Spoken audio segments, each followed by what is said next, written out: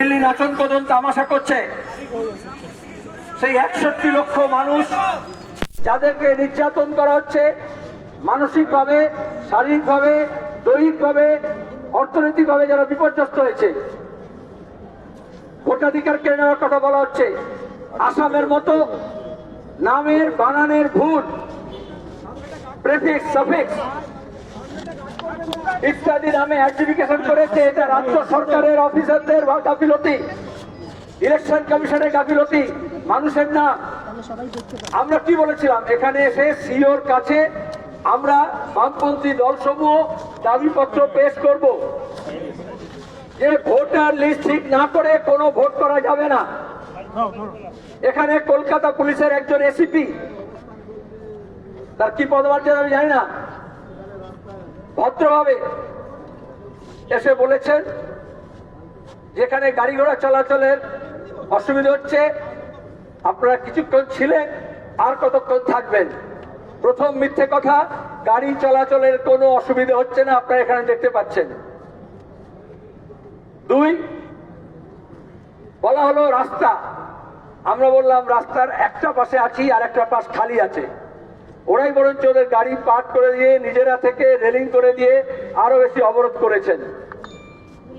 সব জায়গায় রাস্তায় রেলিং দাঁড় করিয়ে দিয়ে গাড়ি চলাচলের গতি রোধ করে দেন টাকা পয়সা তোলার জন্য।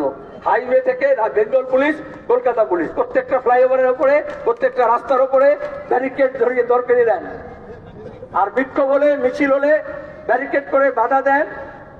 বললেন আপনাদেরকে এখান পর্যন্ত আসতে দিয়েছি, সে ব্যাপার আমি কিছু বলবো না। ওনারা আসতে দিয়েছেন না আমরা এসছি, সেটা আপনারা বিচার করবেন। দুই হচ্ছে, বললেন যে আপনারা এখান থেকে কখন যাবেন। আমরা বললাম আমরা এসেছিলাম সিও কে মেমোরেন্ডাম দিতে, সিও চলে আসবেন, আমরা মেমোরেন্ডাম দিয়ে দেবো। বলে সিও তো আসছেন না, তাহলে আপনি কেন তড়িঘড়ি করছেন? হয় সিও কে নিয়ে আসুন, নাহলে আপনি চলে যান। ভুল বলেছি? সিও ইসিআই এর প্রতিনিধি, আর কলকাতা পুলিশ হচ্ছে মমতা ব্যানার্জি তৃণমূল কংগ্রেসের প্রতিনিধি। আমাদের লড়াই ইসিআই এর বিরুদ্ধে, সিওর বিরুদ্ধে।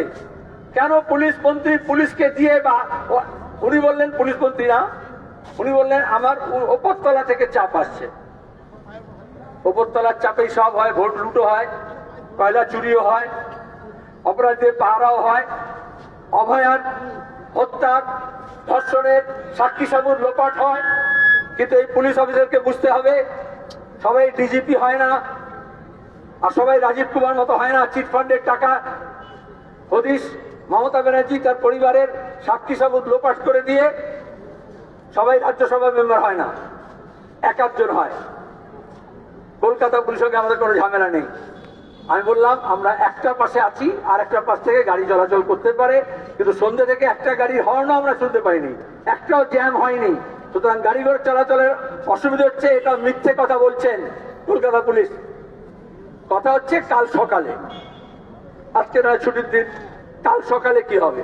সুতরাং রাতের বেলা এখানে চোরাই মাল পাচার হতে পারে, এই জন্য আমাদের তুলে দিতে পারে, ডকুমেন্ট সাফাই হতে পারে, ইডি অফিস থেকে প্রতীক জৈনের যেরকম ফাইল গেছে এরকম সিই অফিস থেকে কিছু ফাইল চলে যেতে পারে, এই জন্য সরাতে পারেন। গাড়ি ঘোড়াটা কোনো যুক্তি না। আমরা বলেছি এক পাশে ছাড়া আছে, গাড়ি চলাচলের যদি অসুবিধার কথা বলেন, তাহলে রেড রোডে দাঁড়িয়ে মমতা ব্যানার্জি তামাশা করছিলেন, এই কলকাতা পুলিশ কোন পারমিশন দিয়েছে? উনি বলছেন পারমিশনের কথা। আমি বললাম রেড রোডে উনি যে জমায়েত করেছিলেন তার পারমিশনের লেটার এনে দিন, আমি বুঝে নেবো কোনটা পারমিশন কোনটা নো পারমিশন। রাজভবনের সামনে ভাইপো মমতা ব্যানার্জির পোষ্য, সে দাঁড়িয়ে, কলকাতা পুলিশ দাঁড়িয়ে, আমাদের কাছে ভিডিও আছে, ম্যারাপ বেঁধে দিচ্ছিল, প্যান্ডেল বেঁধে দিচ্ছিল, রেলিং দিয়ে ঘিরে দিচ্ছিল। তাহলে ওটা 144 ধারার মধ্যে কোন পারমিশনের ভিত্তিতে হয়েছিল সেই পারমিশনটা পাঠিয়ে দিন। মমতা ব্যানার্জি মেট্রো চ্যানেল বন্ধ করে দিয়ে দীর্ঘদিন নাটক করেছিলেন, ধর্ণা দিয়েছিলেন রাজীব কুমারকে বাঁচানোর জন্য গত বিধানসভা নির্বাচনের আগে। তখন গাড়ি চলাচলের কথা বলেননি। চৌরঙ্গি রোড অনেক বেশি ব্যস্ত, এটার তো বিকল্প আছে, স্ট্যান্ড রোড আছে, এখানে একটা ফ্ল্যাট খোলা আছে। তাহলে উনি বলছেন সে কথা বলবেন না।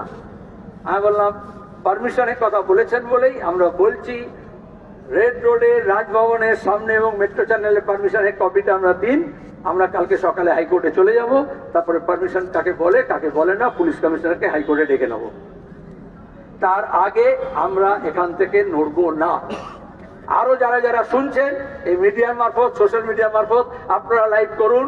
পুলিশ কিছু মোবিলাইজেশন করছে, আমাদের মোবিলাইজেশন তার থেকে বেশি হবে। এই যে আমরা এখানে ঘেরে বসলাম, এখান থেকে আমরা নড়বো না। কি রাজি?